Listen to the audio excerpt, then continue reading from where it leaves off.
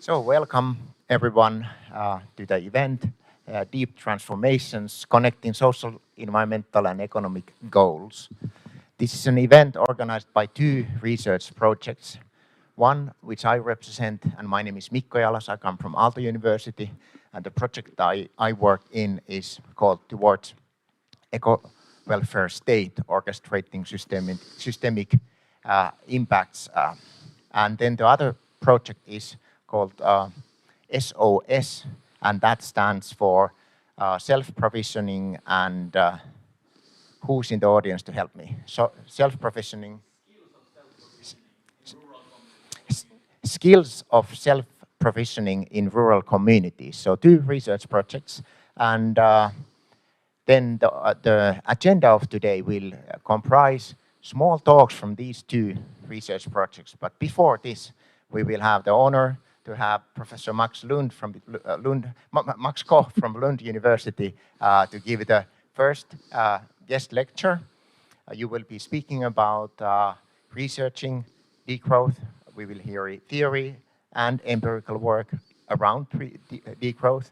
And I should say something that kind of marks the event's special nature is that these two research projects are attempting to rethink quite fundamental parts of our society. The first one, ORSI, looking at what to do with eco-welfare state, or what to do with welfare state, how to fit it into the limits of the ecological planet, or the ecological limits of the planet. And then the other one, other project, the SOS, really asking fundamental questions about what is the role of individuals, communities, public sector, state, and so on, so forth. So big questions, and luckily we are not pondering these alone. So I'm going to hand this soon over to Max, but just mentioning that there's going to be a book coming out from you, or you as one of the editors, other editors here in the audience as well, on degrowth and welfare systems. And in general, Max is a very, very well-known scholar of these very topics about thinking the welfare system in the post-growth era, in the Anthropocene, however you want to pronounce our challenges. So, Max, warm welcome to Helsinki, and great to have you here. Thank you. Please.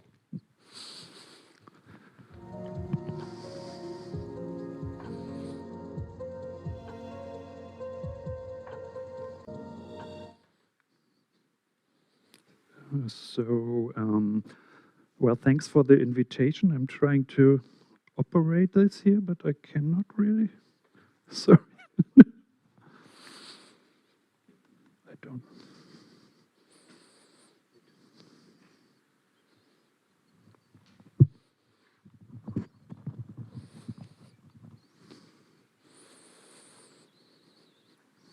So, yeah. Well, thanks very much for having me. It's a pleasure to be in Helsinki after, like, I've tried to work it out before. It was been about 5 years or so, I think. Where was at the Kela at the last time, also talking, I guess, about similar topics. And now I'm telling you, well, what I've been doing since in many ways. So I call this topic Researching Degrowth Transformation. We'll basically talk about some theoretical ideas about this that came up in the context of this book that we are writing, and I will present also some empirical results about it. Both quantitative survey data results and qualitative data from deliberative citizen forums. Well, but this is about the background, basically, of much of my work of the last 10 years. We are in a, even though much of the audience might not take this as a surprise, but I think it needs to be repeated on and on, again, especially considering the kind of enlightened governments we have in much of the Nordic countries at the moment. The IPCC, in its recent report, and the Alliance of World Scientists call for bold and drastic transformations in this decade, of which, again, 3.5 years are gone. By now, this is, I guess, because we also call the whole session Deep Transformations.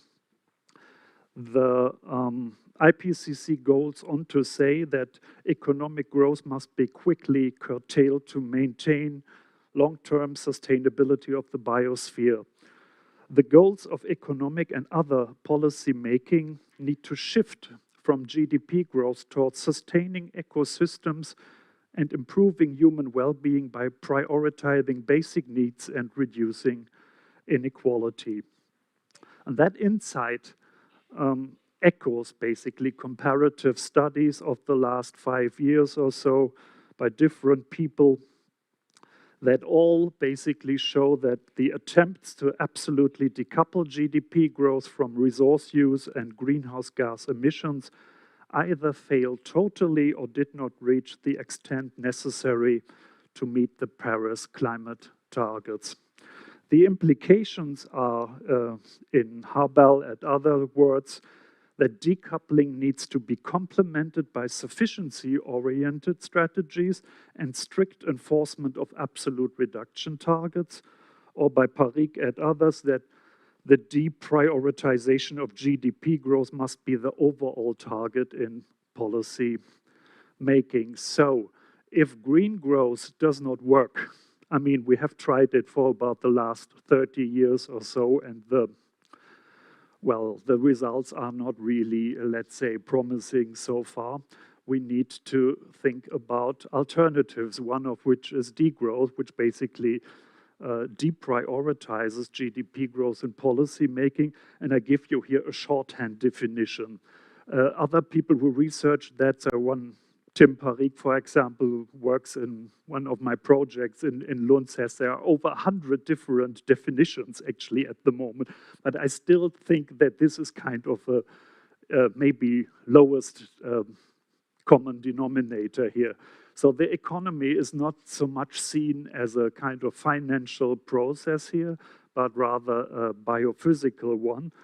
In Marx's terms, it's about use value production rather than exchange value. It's about reducing the matter and energy throughput and the scale of the economy via voluntary changes in production and consumption patterns. And this right-sizing, down and right-sizing, is supposed to be democratically deliberated without undermining critical levels of well-being.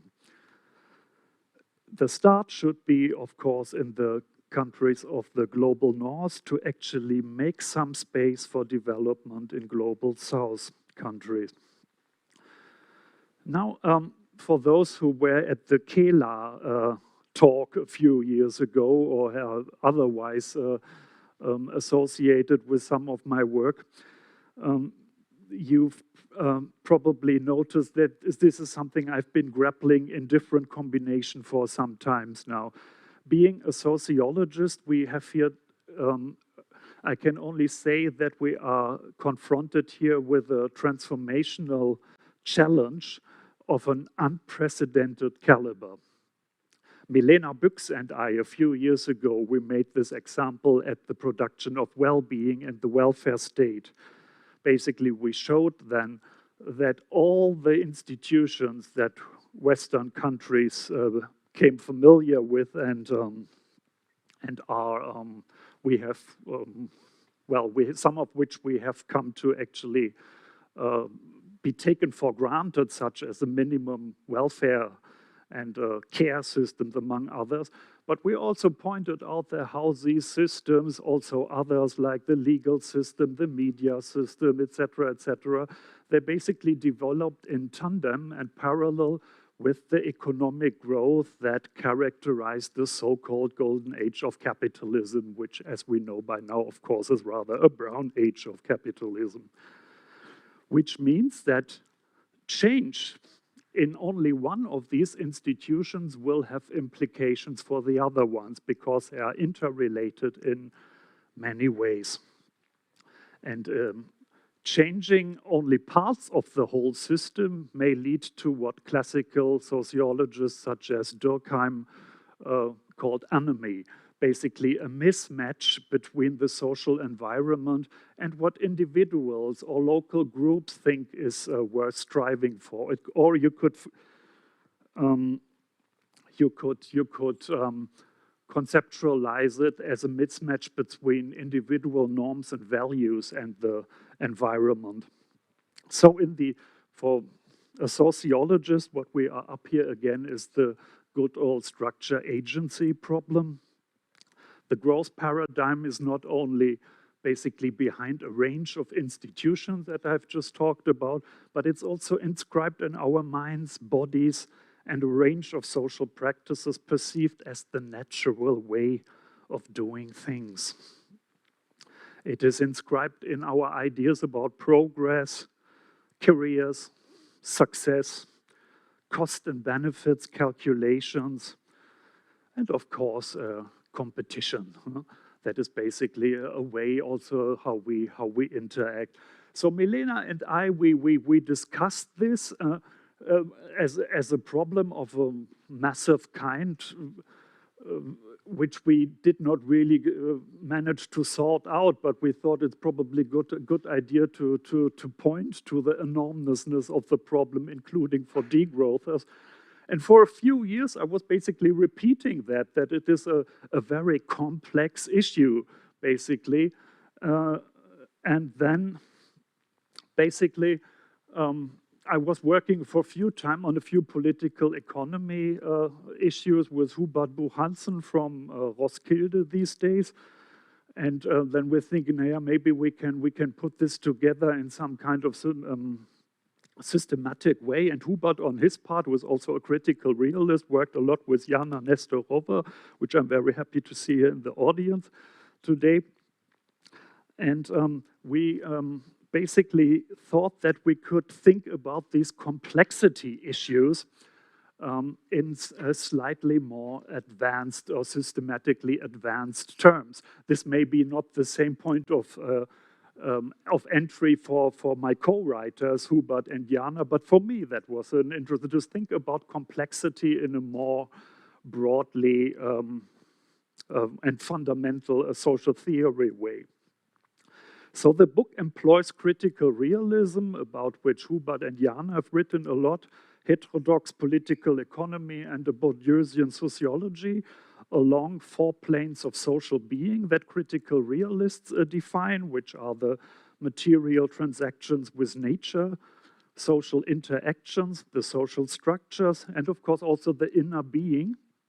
And we discuss that along 3 sides. These are not the only sides of actions, but the ones that we cover in the book, which is business and economy, civil society, and the state. Well, that's the outline of the book, which is called Deep Transformations, a Theory of Degrowth. Emphasis is on I think, because of course you could theorize it in different ways too. But well, you see basically how the thing is supposed to look like. We hope it's coming out at some point in the next academic year with Manchester University Press. We're looking at capitalism, of course, and institutional forms. That is a concept known from regulation theory. We kind of envisage a political economy of deep transformations towards degrowth economy and society, and then we go through the 3 sites that I have mentioned: civil society, the state, business, and we look a bit also at empirically studying degrowth transformations, and I will talk a little bit about what I can actually contribute to the thing that's a bit about the state and empirically researching that. So a variant of that may also not be totally new to some of you, because this is basically what we are talking about tomorrow. This is what states can do in deep transformations, here in degrowth transformations. And it goes back to couple of articles I wrote about the topic. Short version is that I think the state can play a useful role in the transformation we want to see, but it will not do so by itself. It needs bottom-up mobilization. That's why I also focused on state-civil society relations in one article, and we do that also in the book. But the good thing about an academic is sometimes that you don't have to stick always to what is possible within the next week or so. So you can let the imagination grow and go a little bit. So this is basically how I would see the state, or what I think the state should be doing in the climate and environmental emergency. It should consider the economy not as a basically process that is there to increase the GDP, but as a biophysical process. It should be oriented at use values that can actually help to satisfy basic human needs. That would mean that states ensure that production and consumption patterns do not exceed environmental limits. They would define limits for economic and social inequality, and they would steer new governance networks of state, collective, communal, and property forms and actors. In state theory, the spatial target is also a big topic, which was predominantly the national level in the post-growth era, but is increasingly so more international, the European level, but also the local level. So I would argue, and I think we take this argument up in the book too, is that it should be simultaneously oriented at the global and international and at local levels. The global level is necessary to identify thresholds for matter and energy throughput. Basically, for example, carbon budgets would be an example for that. I have to remind people in Sweden all the time that the carbon budget for Sweden will be basically used up by the end of the current government. And this is actually how we should see it. Yeah? And this is how far we got. And I don't think that the Finnish situation will look significantly better, even though I'm not too sure about it. Anyway, these kind of calculations about thresholds for matter and energy throughput should delineate the leeway within which national and local economies can and should evolve. And that should have, in turn, implications for the kind of policies that states initiate and push through. They should be oriented at sustainable welfare needs orientation by redistributing wealth, income, and pollution rights. They should be directed at moving production and consumption patterns towards what is now a very popular concept, first by Stefan and others, and then Way was basically a safe and just operating space. There are some similar characterizations of the same thing, but this is basically what we also think. I just want to add here that I am not saying this because I'm such a big fan of state bureaucracies that, to be honest, I'm grappling with that every day. And I'm not blind to other forms of societal regulations.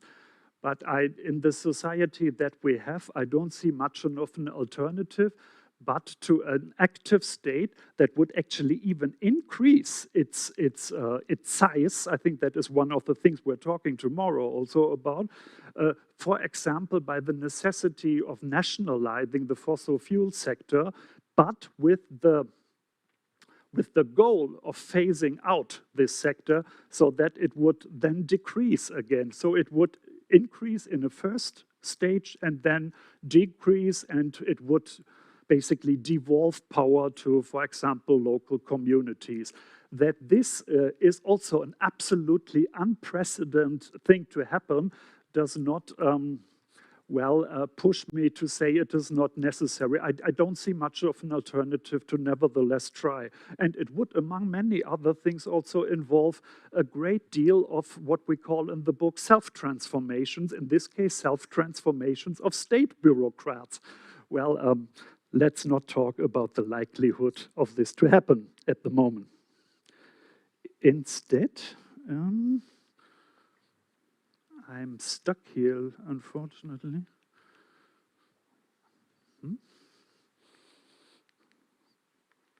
I cannot move my...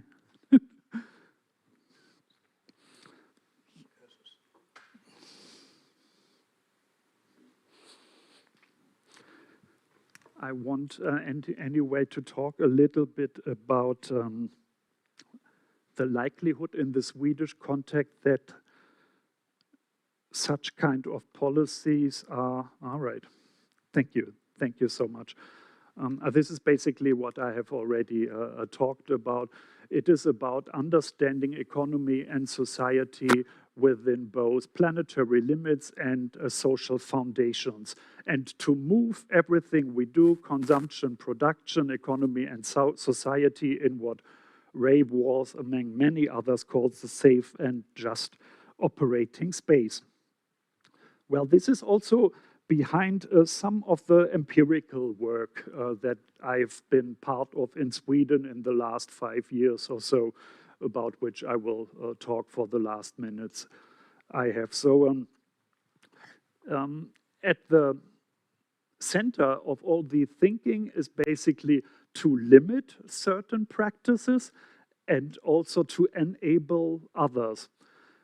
This is why we have carried out so-called deliberative citizen forums with people in southern Sweden. About 84 of them took part, and we basically we used this kind of donut model as an input here, and we tried people who come there to think about what could that look like? What kind of policies could we imagine that, for example, make sure that we do not further transgress ecological ceilings. So here we are in the area of limiting things. So for example, limiting living space, limit the number of flights, limit income, and both from work income and wealth, or maybe in a slightly more moderate form, a taxation on wealth. You could also think about limiting meat consumption. And then it is also about our work, actually, as a working time reduction is also a limitation if you want. And then you can think of enabling things. Not everybody actually has his or her human needs met at the moment, which means that degrowth could actually result in that the social position of some sections of the population are actually better. So we were thinking here in terms of basic income, which is often cited in the degrowth literature and also came up in the forums quite often. But also the alternative is universal basic services, which is a bit more popular, special or more known in the Nordic circumstances where you had that already to a certain extent, for example, for care for children and the elderly. And here we were thinking of now, well, how about supplying water up to a certain level, which could be translated as satisfying the basic needs for water, about transportation, electricity, and the internet for either no money at all or for a very low rate. Well, to finish, or to summarize the story, the results for Sweden show that expanding the existing system of universal basic system is rather popular. Universal basic income is extremely unpopular in Sweden, and so is about everything that would limit something, be it flights, incomes, space. Whatever you have, if you want to do such a thing, which I think is almost without alternative, that's also what the IPCC is saying. Yeah, if we do not do something about the polluter elite, well, we can forget it basically to make the Paris Agreement talks. But you see how kind of unpopular these things are. We are here, I guess, not anymore in the area of the Homo economicus, if we are there anyway, or if we ever had been there. This cannot be explained, these kind of numbers, with a kind of, calculating economic system, because according to our rough calculations, between 90 and 95% of the Swedish population are totally excluded from basically coming to the income bracket where you would be affected by the max income link, which would have been, I think, 2 million crowns per year. But still, yeah, and because people, they really seem to believe in what neoliberal economists call the trickle-down effect. Yeah? It's countless times basically proven wrong, but nevertheless, I think much more than we would like it. People think it's, oh, you shouldn't grapple with the rich, because if they don't feel well and if they don't kind of make money, there will nothing come down to us, despite the fact that there is absolutely no evidence that this takes place, actually. Usually, the profits of the rich do not trickle down to any significant extent unless it is regulated by special policies, which is, of course, not the case. Well, we have done more research on the same kind, with the same data material. So one we've done with the more Bourdieusian methodology. We have, if you know a little bit about Bourdieu, for example, in distinction, basically you can summarize, you can construct certain habitus types by particular ways of how people see things, but especially by the kind of things they actually do, cultural practices. In the 1960s, it was about taste and everything, but you can do this also in relation to what we call the eco-social field.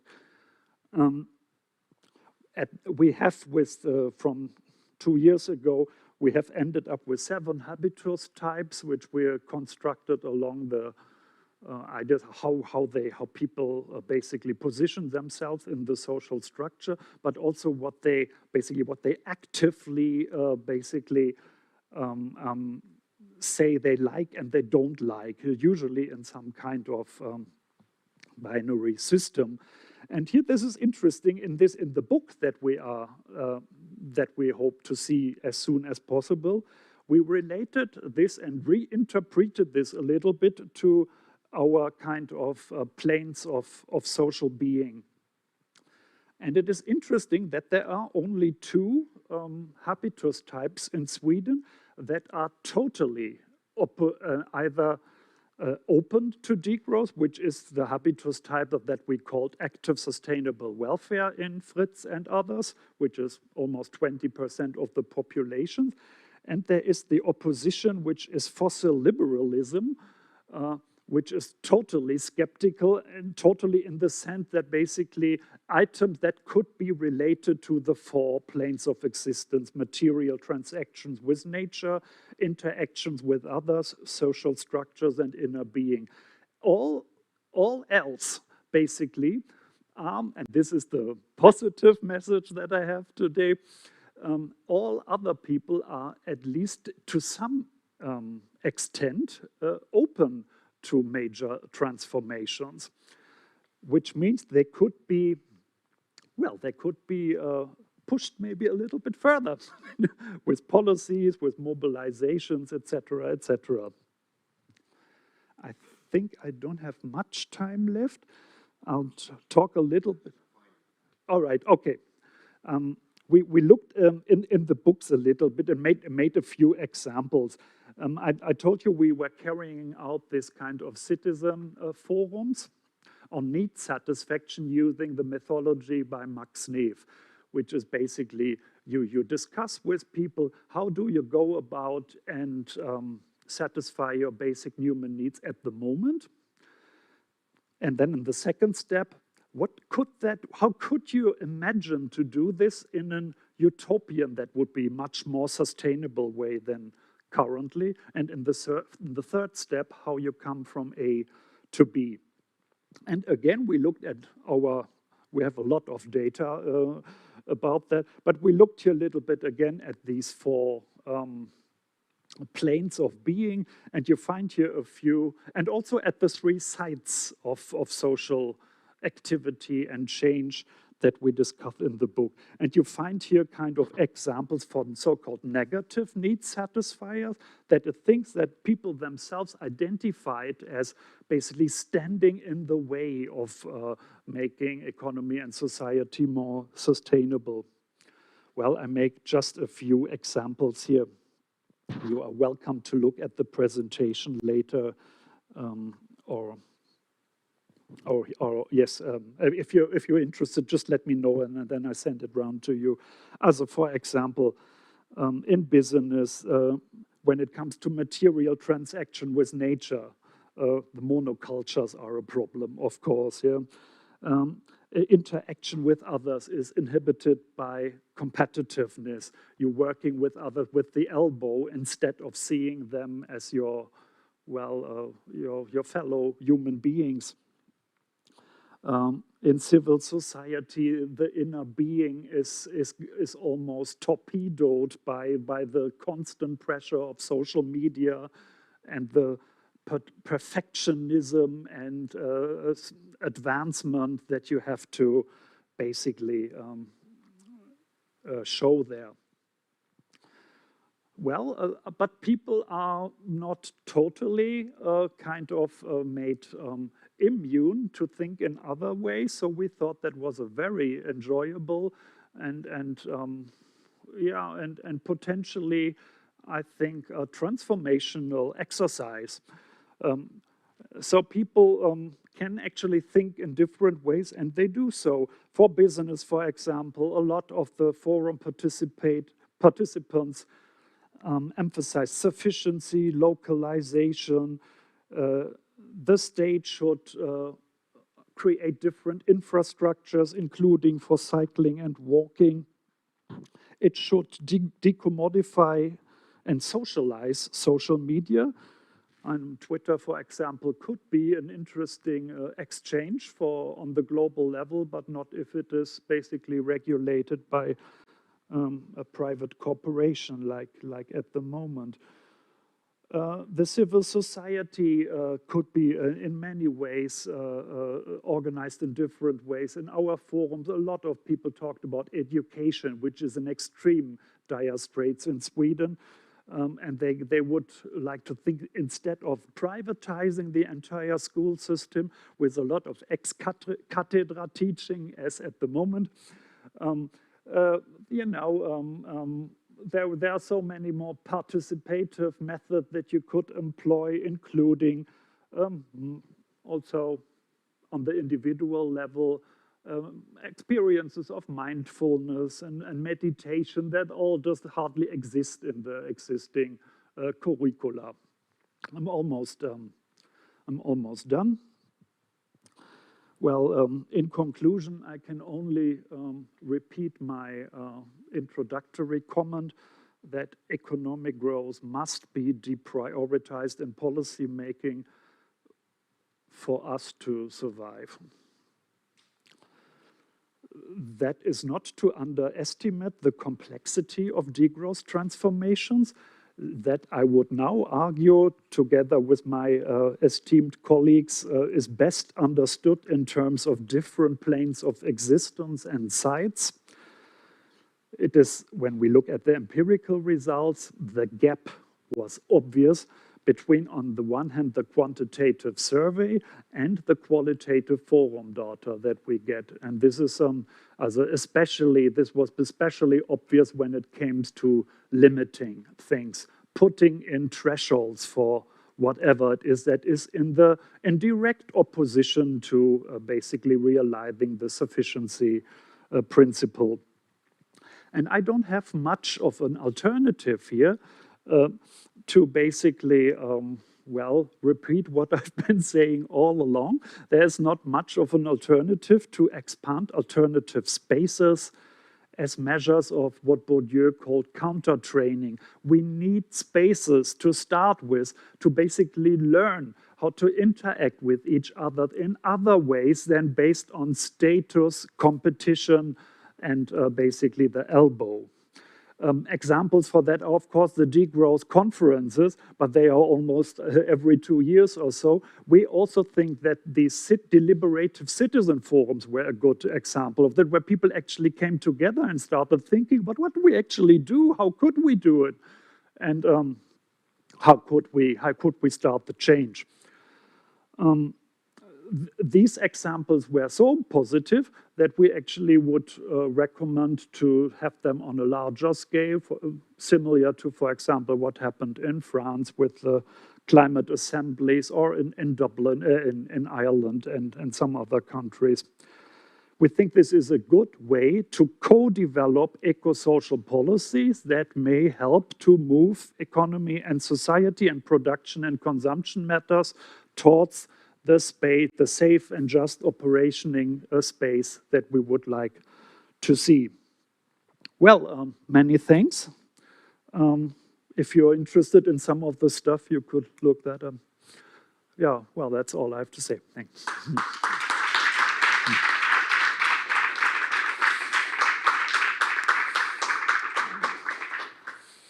Thank you, Max. Wonderful talk. Wonderful to see some empirical results. Also quite close to Finland, the Swedish context. Now we have time for comments, questions, discussion. In order to get it to the streaming as well, I'll pass the mic to anyone who wants to set a question or comment.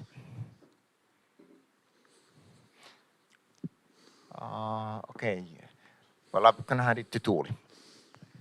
Thank you, Max, for your presentation. I got really inspired and interested in this gap between quantitative and qualitative service results or your findings. So could you elaborate a little bit more on what are your reasoning behind that, or how do you explain that? Is there just was the group that participated in the forums, was that very selective, probably, or what are the reasons? Sure, yeah.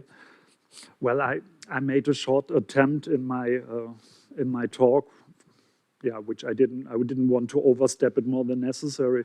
But when I made this example of the kind of the trickling down effect, which you can say as a social scientist, this is nonsense, and I think it is. Yeah, but I think it is much more popular than you would realize. This goes beyond the kind of rational calculation. This is really in the area of ideology we are talking here. And if you take Bourdieu, it goes even further than, because ideology has always something to do with the mind. I think the growth imperative and everything that comes with it, don't do anything about the rich, etc., that is in our bodies, really. We grow up. We develop a certain kind of habitus, including how we do things, how we see things, etc., that we usually are not very aware of. And I think we are grappling here with these things. We are questioning here in degrowth or in the eco-welfare state or whatever. You are questioning the dogma, basically, a dogma that has been basically trumped into people for like 50 years or so, and similar to the doxa of the Middle Ages, a lot of things have to come together to really break through it. I would say a combination of an objective economic, cultural, and social crisis, and a crisis of the norms and values that people think is worth striving for, which could basically initiate, well, a sort of self-transformation in people that we also talk about in the book. But I mean, of course, this is an answer that may not be satisfactory, because if I would say something even more positive, then I would negate my own data. Okay, thanks, Max. Let's take the next question. Thank you very much for the presentation. I'm Ruben Vezzoni from University of Helsinki, and I am really much into the degrowth scholarship, but I also see the limitations that come with spreading that message. And I was thinking about your empirical findings, what you were presenting. Could you, would you summarize that one of the possible conclusions or consequences of the responses of the participants was that there are actually limits to talking about limits, meaning that there is this difficulty with just like spreading the message of degrowth, post-growth, beyond growth, just by using environmental limitations, and even, and to bring it one step further, even the social foundations as such, they are limiting in the sense that we're just talking about basic essential human needs. We're not talking about thriving. We're not talking about actually fulfilling our full potential. And when relating that to economic growth, how do we actually express in a systematic and coherent way the fact that economic growth is not only disattending the possibility of living as human society without destroying the planet, but also disattending the possibility of meeting, for example, our relational needs, our need for security, our need for time, free time. Like the issue of time is something that has not been really much addressed recently. And I believe that something is happening in the degrowth community. Something is like becoming more sort of pragmatic. There's a pragmatic turn, so to say. Do you see that was reflected in your empirical work? Is this something they have been reflecting upon in the book as well? Just a really curious question about this. If you're also going in this direction, or if you see that there is more to be developed in this sense. I'm not quite sure I understand. What is the pragmatic turn in degrowth? Yeah, the pragmatic turn is more like looking at the policy, so to say, so side of things. Yeah. Well, I guess it is. I mean, as you know, degrowth is a broad church, and I think when you also look a bit, for example, what happened a month ago in Brussels. I mean, it was there was a big conference where, among others, Tuuli was, and some of my colleagues were also there. I mean, it was about beyond growth, it was called, but there were a lot of degrowthers actually. No? And it was basically about, well, how could we basically think about an European Union as an institutional structure, basically not promoting growth as usual and competitiveness, but actually a lot of the stuff I've been talking about. And if you take that as a sign, then well, yes, I think there is a pragmatic turn.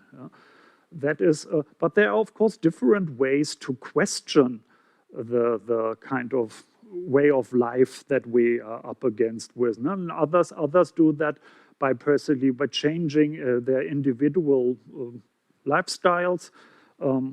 Also the anarchist tradition is very alive also within degrowth. I think it's not quite clear how the two may come together. So in the book, we make this bit of a pragmatic bridge in saying in the first stage, the state must probably grow in the circumstances in which we are. We need quick change, and we probably cannot afford to first abolish the state and then think about how to may do it in different ways.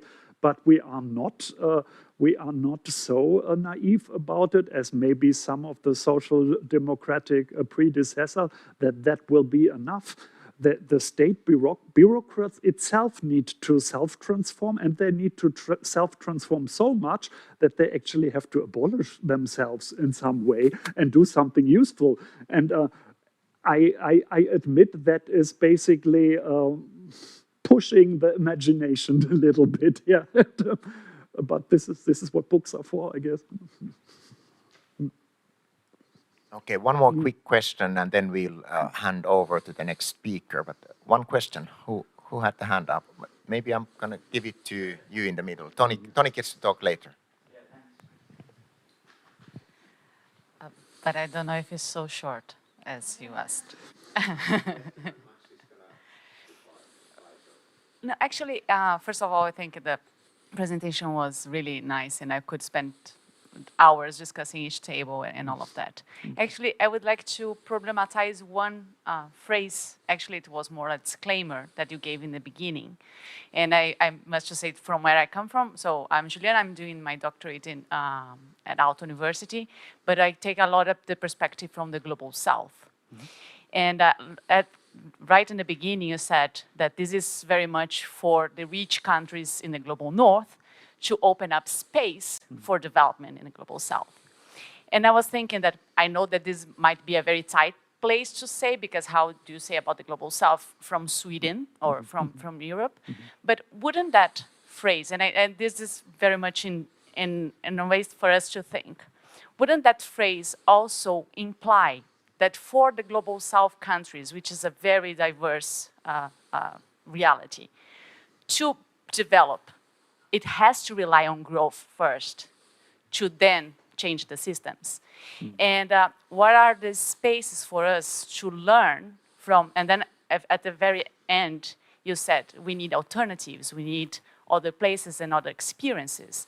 And when we say that we need to open space for the global south, and again, a huge mix of many different realities and experiences to develop, we are implying that there are not experiences and alternatives there. And actually, we might need and see so many collectiveness and things like that. And in this sense, I'm problematizing that phrase, because in this sense, that phrase implies that we need to grow to then degrow, or we need to rely on one system to then change that system. And there are some very interesting experiences, for instance, of participatory budget in the public states in Latin America and other things. So it was not that short, sorry. Thanks. I'm very grateful that you put that up, and I'm sorry if that came about like this. I think it is historically true that the kind of degrowth movement evolved in the north, basically in Europe, you can say, and it first basically. Also related to, for example, the welfare state. That's a question that you wouldn't have in the same way, like in maybe an African country of some kind also.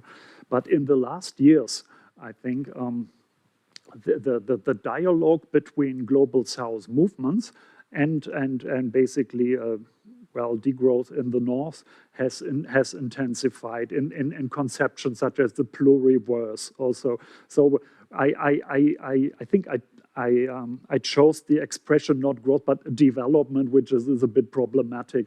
But what I meant is basically, first of all, we basically should stop clapping on our own clapping on the shoulder, whatever it is, basically congratulating ourselves. We must basically, this is our part of the global work, is to reduce the matter and energy throughput significantly, and only then can all the fantastic ideas that there are, you mentioned Latin America with Buen Vivir and other, only then do they have any chance basically to take root and expand. But I think, as you for example can see in the introduction to last year's books, Degrowth and Strategy, that this basically a dialogue has intensified over the last years, and that's of course something that I think is very good and important and need to continued. Okay, now it's time to move on. Thank you, Max, very warmly once again.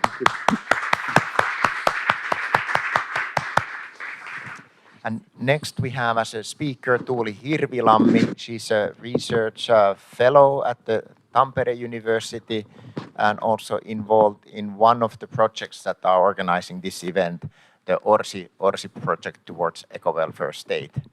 So Tuuli, please, floor is yours. You didn't give a title, but we'll hear that. Yes, thank you. Erkki, this is not easy. Oh, wait.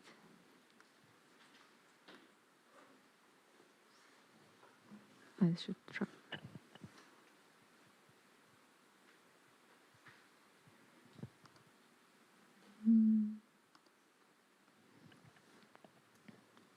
Okay.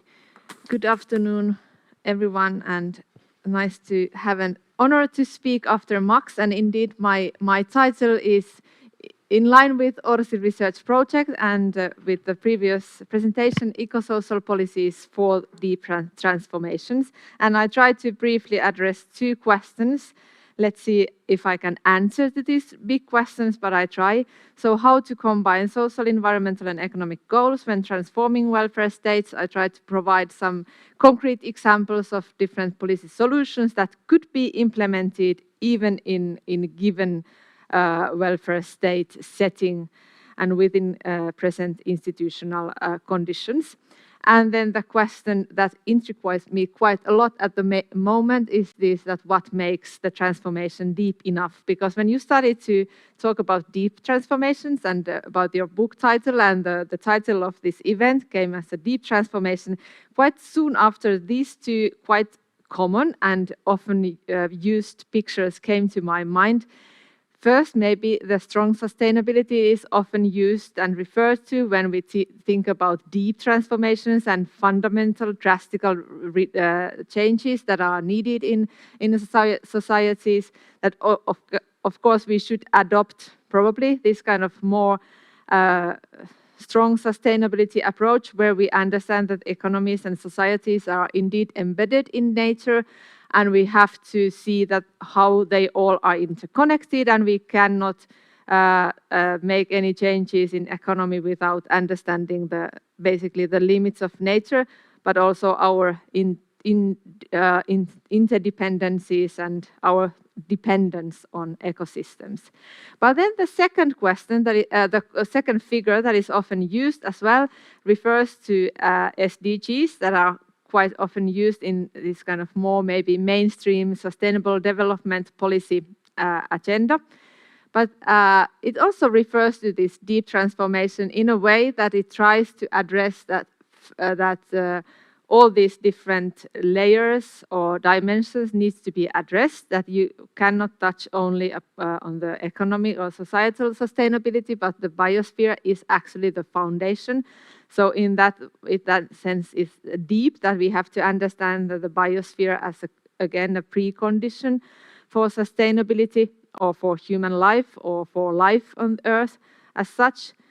But then this can be also used when criticizing the current policy goal on green transition. If we have a lot of discussion on green transition at the moment, and exactly green transition, it's not used green transformation often, that I think that also refers to more narrow understanding of transition. So actually you can imagine green transition as cutting one small piece of this cake. It goes all the way to the biosphere, it tries to reduce the emissions, and it somehow changes the economy somehow, and it also touches upon the societal goals, for example, goals of cities and responsible consumption and production. So it's kind of cutting a small piece of this cake, but it's not addressing the holistic approach of sustainable sustainability transformation or deep transformation.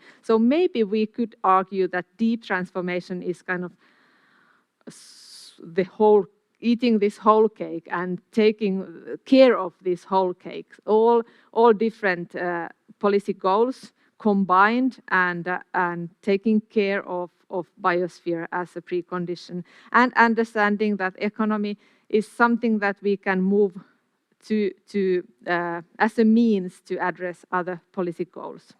But it's not the end goal as it is on the top of the cake. It's not an end goal, but it's a means that we can transform.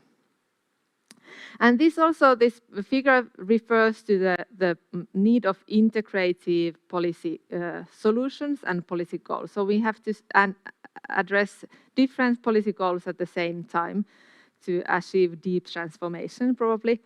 And I, as well as Max, we kind of present or represent the research field of eco-social policy and sustainable welfare states scholarship that is actually quite booming at the moment after many years being more like a marginalized within the social policy scholarship or social theorizing of sustainability. But now recently there are many publications on eco-social policies and sustainable welfare systems, and we can also provide a short definition of eco-social policies, probably by saying that they are in general public policies that pursue explicitly both environmental and social policy goals with economic implications in mind.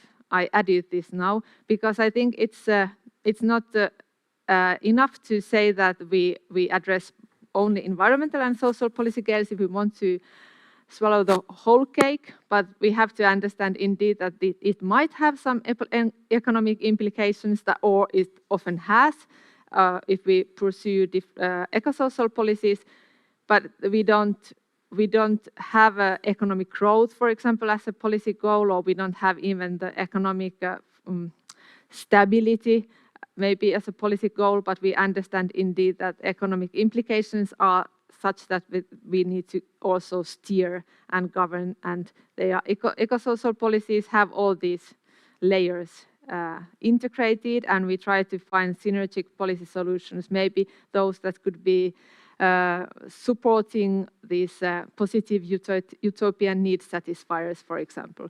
So these kind of win-win solutions that address different policy goals at the same time. And if we adopt the kind of eco-social approach, we could see that also the main goals of social policy are changing. And in the recent policy brief that we published in ORSI research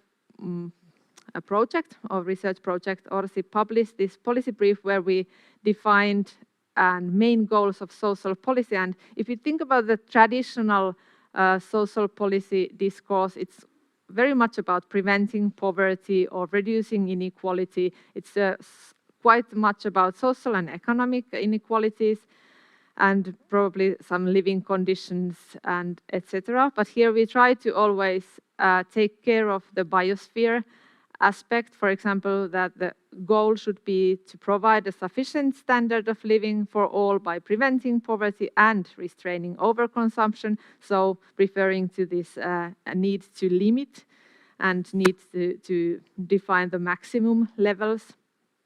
And it should steer human activities to respect the planetary boundaries and to prevent environmental impacts that can be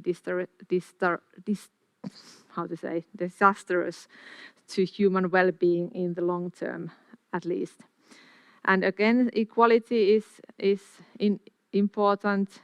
But then social security could be also used more actively to promote societal change. We already have institutions. We could secure also freedoms and choices of individuals within the limits. So some kind of freedom of choice can be still maintained or supported within the limits, of course. And then we also added that social policy should have efficient social security system, but it should also detach social policy funding from economic growth. But that's not easy challenge to do, and I think there is still some research needed to understand what kind of financial system could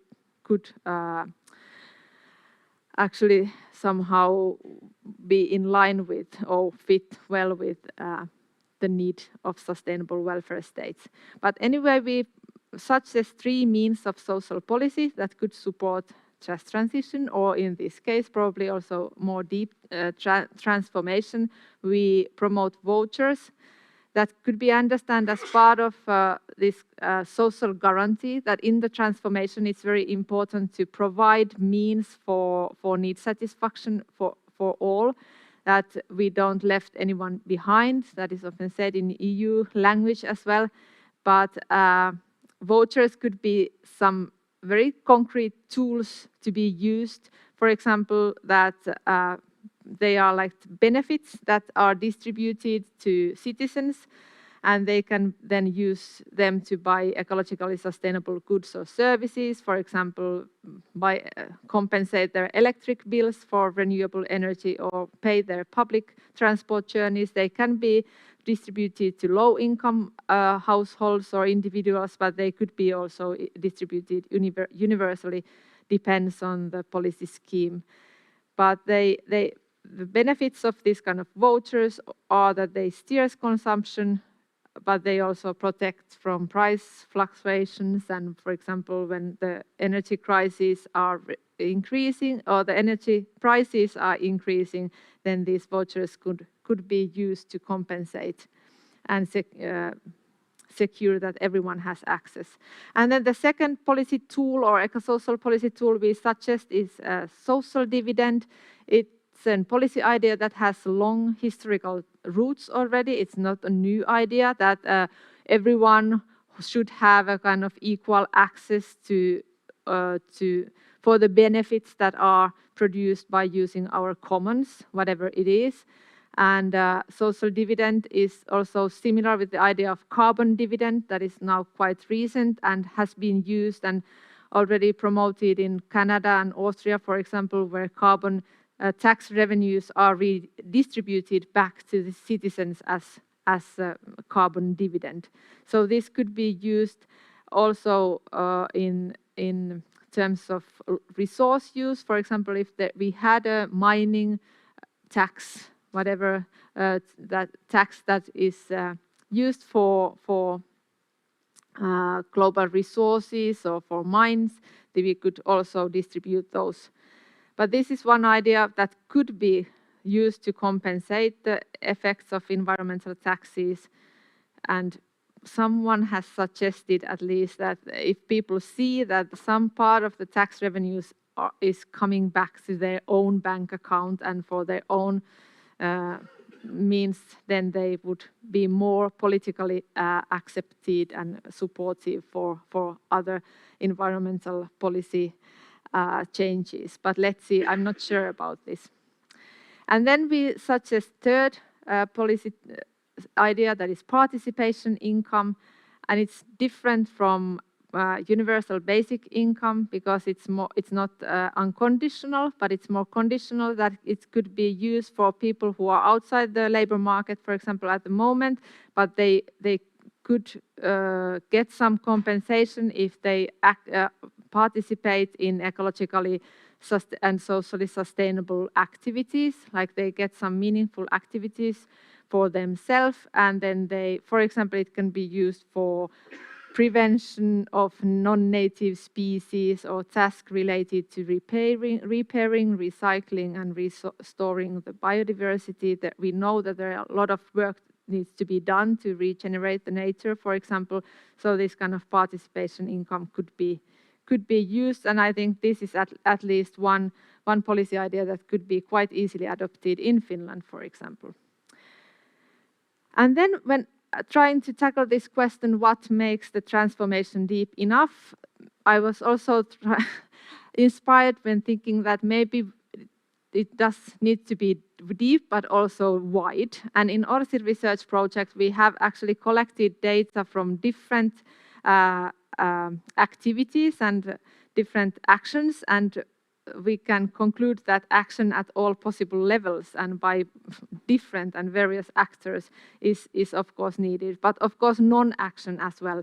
It's not action is not always helpful and beneficial, but we need also restricting action and limitations and non-action and these kind of boundaries that steer where we need action and where not.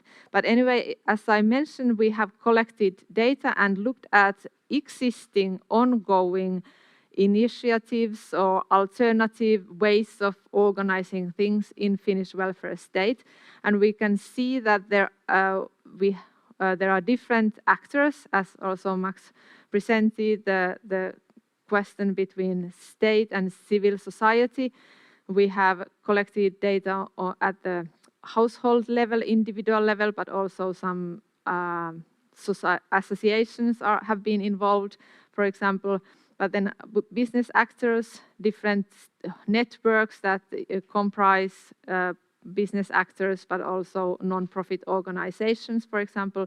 And then cities and municipalities have been a key focus also in our research project, because actually in Finland, many cities and municipalities have quite ambitious plans for being carbon neutral by 2030, for example, and they have been developing sustainable public procurement procedures, for example, and there is an existing network of carbon neutral municipalities that has set an ambitious policy goals, and they exchange knowledge, and they meet, and they try to compete probably with their peer municipalities.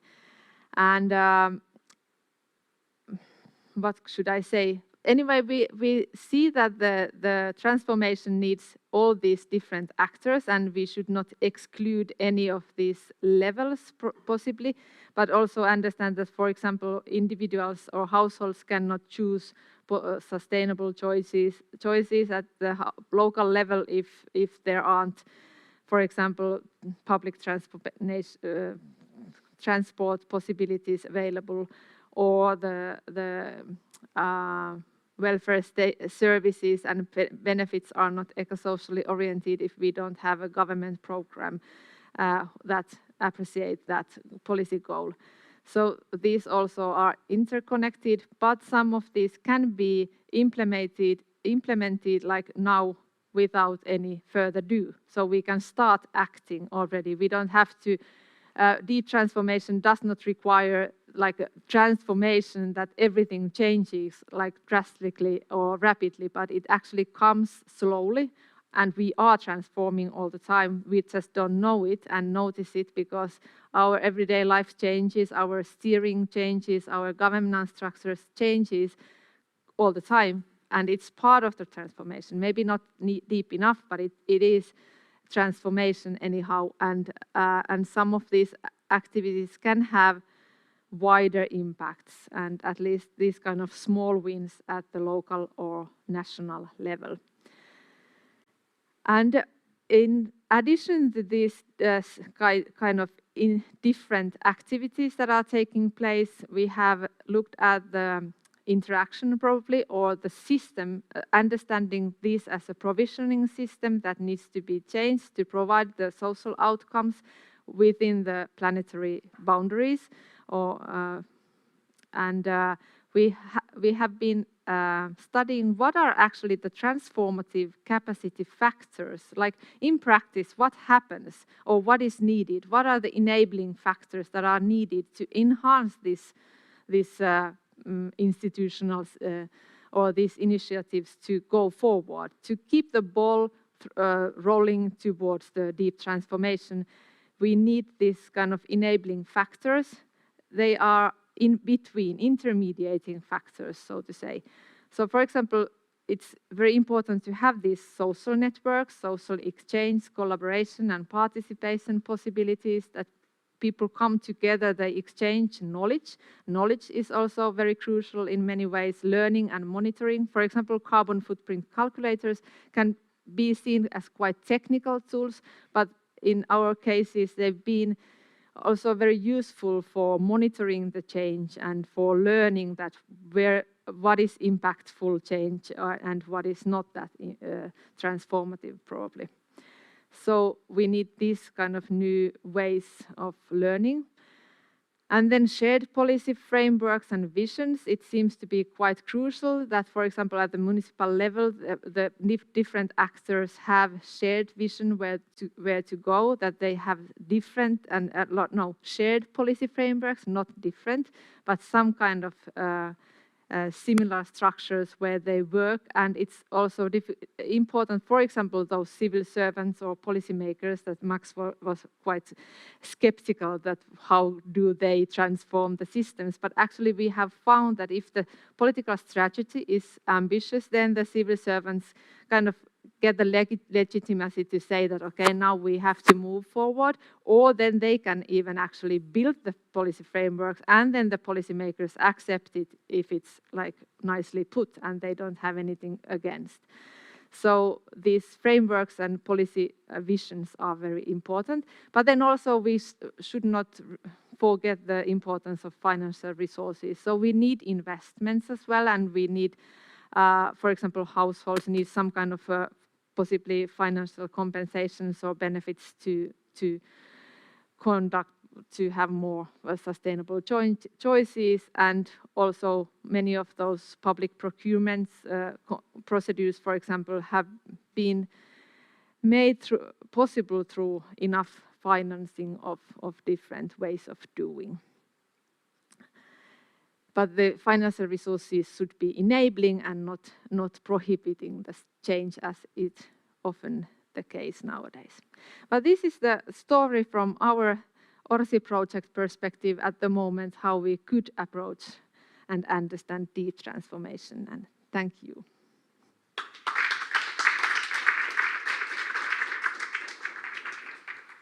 Thank you, Tuuli. I guess a lot of overlap what Max was already saying about the forums and so on with your capacity building factors. We can take one or two questions, but then we will move to the... Okay, at the end, yeah.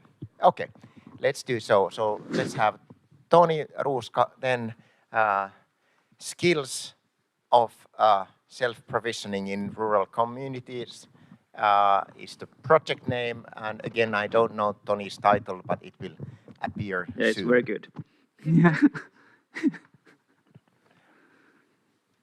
The title is Skills, Labor and Sustainable Local Livelihoods. Okay. Hello. Welcome, Toni. Thanks, Mikko. Thank you, Max. Thank you, Tuuli. Thank you for having me. Perhaps I will start with the provocation, because it's, you might be tired and you need something to pull you towards me. Well, I'm skeptical of the states. Many of you know that. And it's not because they couldn't do it. Of course, I'm open to eco-welfare state. I think it's a brilliant idea. And I'm for better policies and better regulation and welfare models. But there's a sort of a giant leap of faith of arguing that the states actually know what they are doing. And none of us basically know what sustainability is. And it's a huge ask and a task to claim that states that are deeply embedded in this ecological destruction, processes of extractivism in a global scale, can suddenly be transformed to something else. And it's the same ask for our culture more generally, because none of us basically know what sustainability is. We only know unsustainability. Sustainability does not reside in this room, I'm sure. It's somewhere else. So I think I first have to sort of understand whose deep transformations are we talking about, and then what is the sort of role of skills, knowledge, labor, different practices. And then perhaps if we understand those practices, maybe they can some way be translated to policy. I don't know. Whose deep transformation? I think that's fairly evident. Whose deep transformation are we talking about? It's the degrowth affluent north, basically. And I really like this picture by Marco Ulvila and Christopher Willem, based on work of Sanchel and Piketty. It basically shows you the culprits and the deep transformation guys. For some reason they are the green people here, but they are not green by all means. Not green. And of course we know that this 10% of the richest, they use most of the resources and emit most of the emissions. This is, So what has to go? Well, this has to go. This type of dwelling, highways, monocultures, fossil fuel industry, it has to go. Plastic, mines, private cars, clear cuts, deforestation. It's part of the packet of deep transformations, right? Let's continue. Cities, maybe they have to go. Who knows? At least in their scale, like Tokyo or New York or Mexico City, where millions of people live there. Cities, maybe. At least these have to go. You know, the culture of insanity, of buying more stuff, buy more stuff. make more money. Yeah, invest to growth. Well, yeah. Of course, what we know what sort of lies behind these images is sort of processes of unequal exchange in terms of labor and resources. We know that the global economy is an economy of deep disparities. It's an economy wanting always more, and it translates to overshoots, overproduction, consumption, affluence, urbanization, technologization, administration, even population.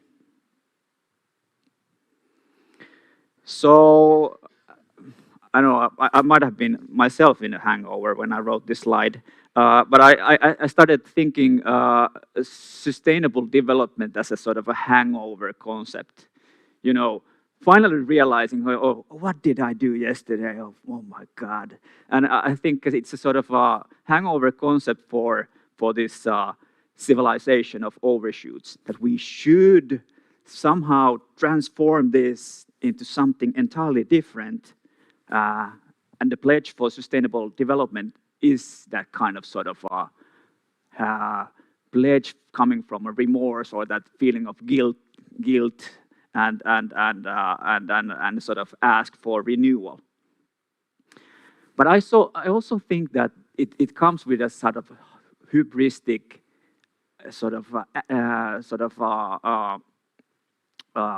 task, because it's too big.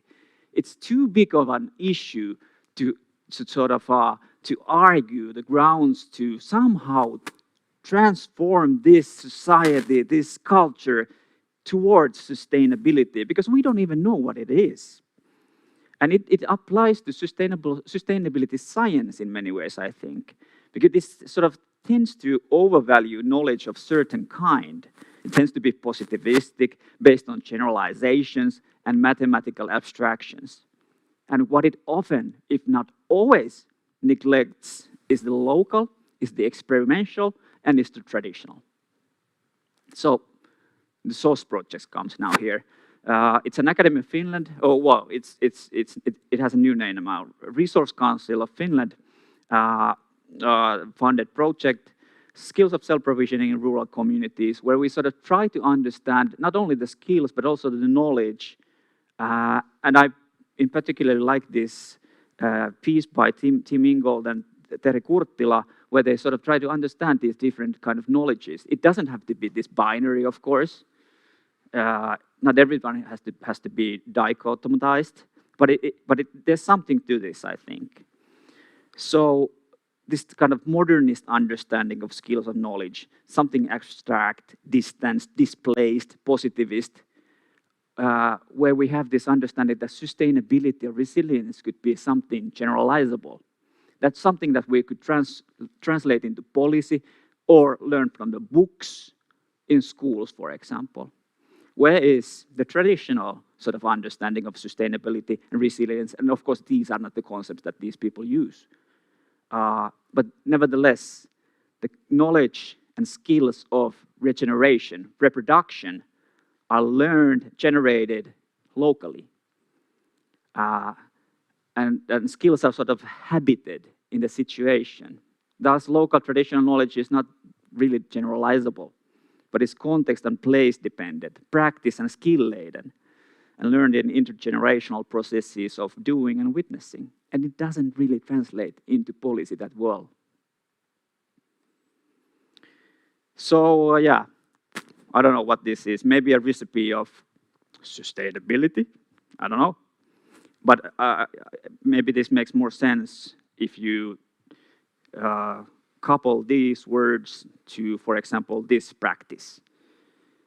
You sort of understand that you need knowledge, skills, and of course the context and labor and techniques. Not necessarily technology, because technology really belongs to this era of Anthropocene, I think. But technique, hand tools, craft, arts, definitely.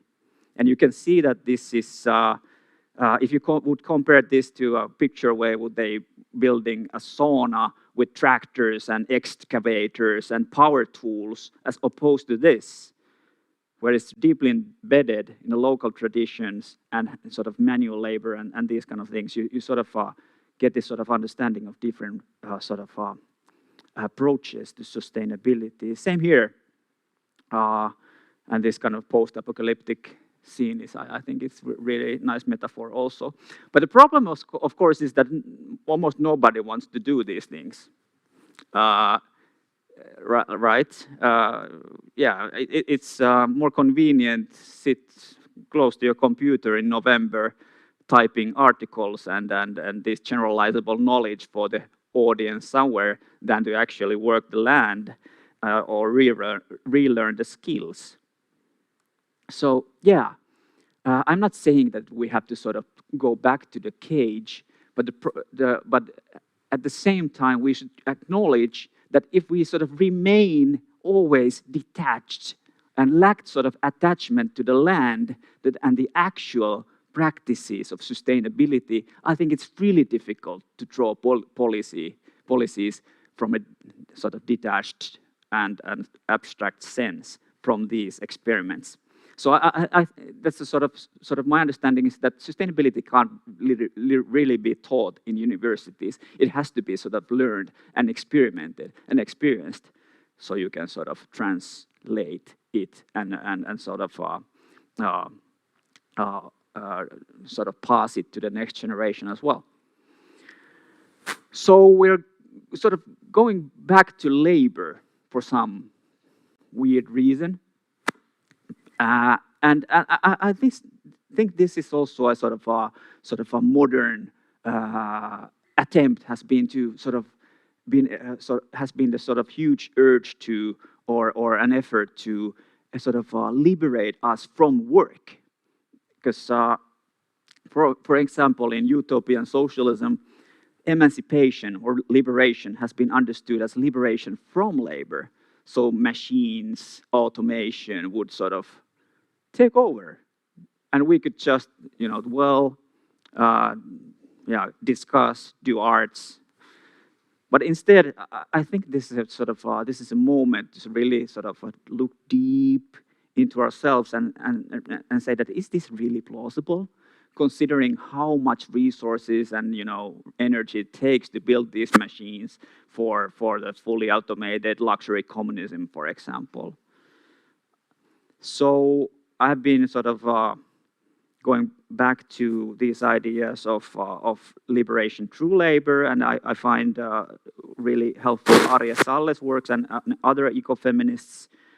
And Salle, for example, argues that the key need for sustainability is the ability to protect and create metabolic value through processes of reproductive labor. Local economies embedded and adapted in their environments have the potentiality, she argues, to serve as paths of healing towards metabolic fit through emancipatory and regenerative labor practices.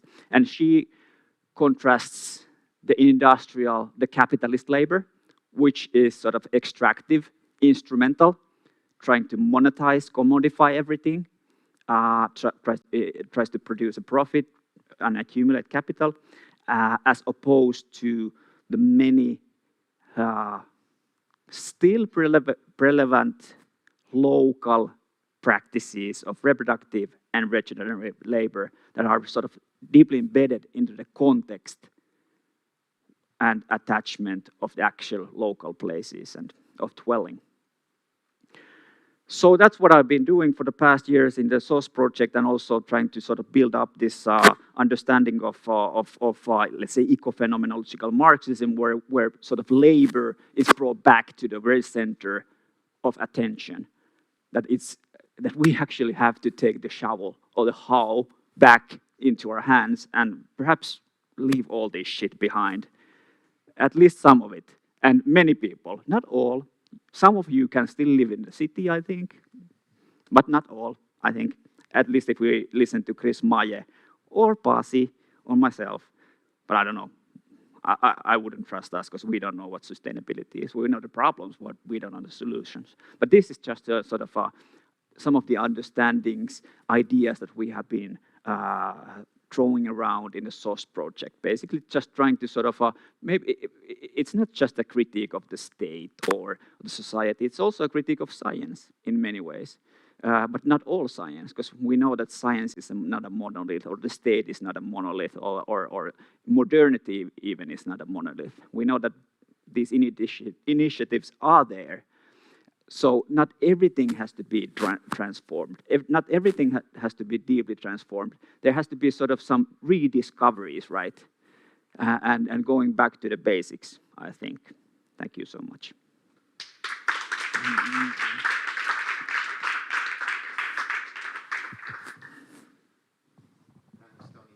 Now the table is really set for questions or comments. Two different talks from very different perspectives. While you think, I'm going to ask Toni myself that, I was born into a city. I've lived in a city. I've visited countryside many times and lived my summers there, but still I'm a city dweller. And isn't there equally as much reproductive work in the city? So I guess the theoretical argument or the conceptual argument and then the kind of spatial aspects, are they two different things, or are they connected? Yeah, I think it's a good question. In this book, A Small Farm Future, Chris Meyer tries to sort of calculate and understand what kind of deep transformation would have to happen in the UK context. How many people would have to be transported out of the cities and start sort of cultivating their own basic needs? And he says something like 15 or 20%. So the situation is not that as bad as I said, but I don't know. And he calculates that in a sort of energy constrained situation where we don't have the fossil fuels, where we don't build. It's a degrowth scenario in a sense where he calculates everything. So it's it's a deep societal transformation, but it's not sort of a situation where we have to abandon all the tools, things that we have at the moment. So I think it's a good question, Mikko. Thank you.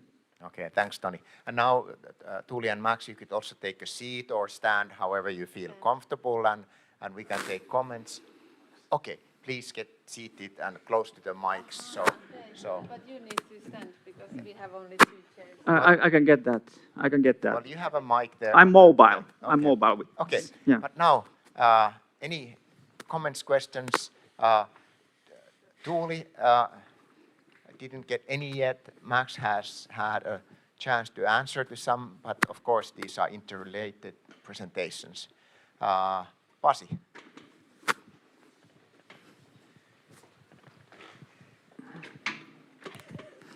Hello, thank you. Two-folded comment. First of it is about transparency. No, transformation paradox. That you can find in Google.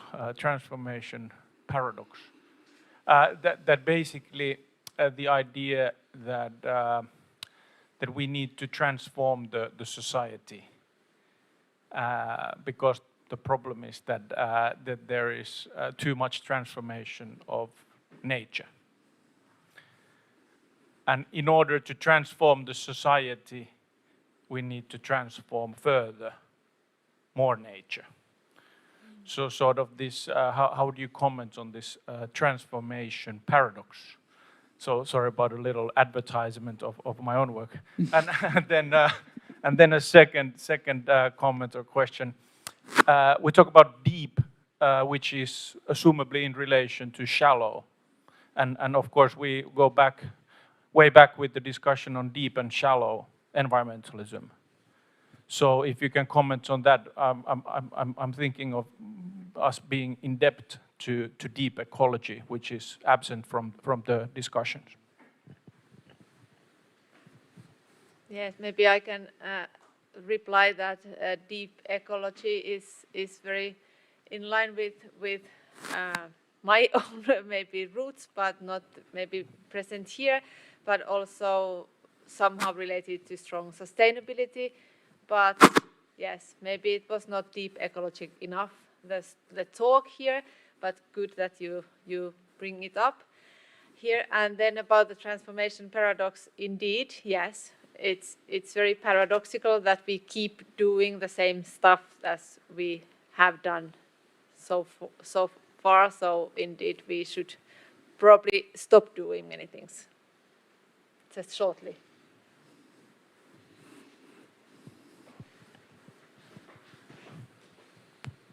Thank you. Thank you for really interesting presentations.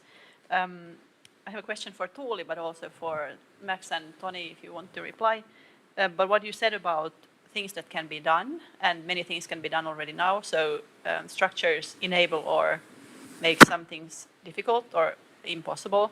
But then you said that we don't, on the other hand, we don't need to wait for any, like, not necessarily for big transformations before starting to change or so. So I'm interested in that because it sounds like there's not a lot of, for example, use of nature in order to change or something like this.